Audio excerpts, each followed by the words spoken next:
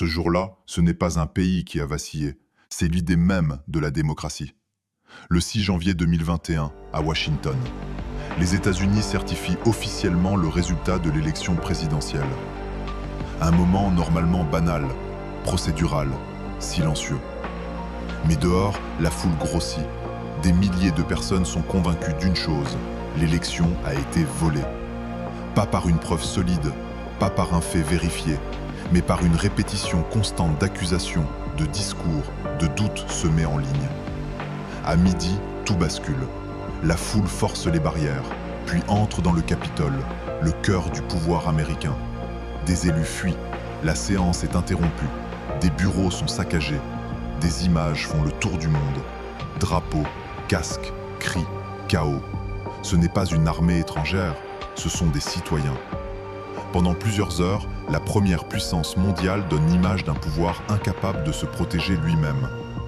Ce n'était pas une émeute spontanée, c'était une conséquence.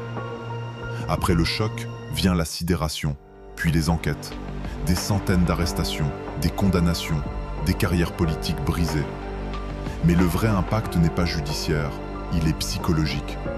Une partie de la population ne croit plus aux institutions. Une autre n'a plus confiance dans l'information. La vérité devient une opinion parmi d'autres.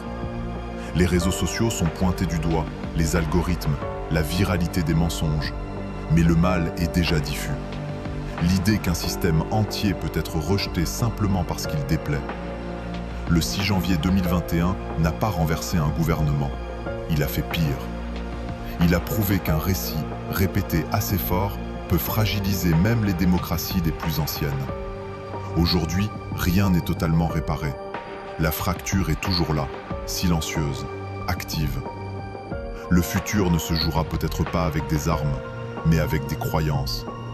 Et quand plus personne ne s'accorde sur la réalité, le chaos n'a même plus besoin de frapper à la porte.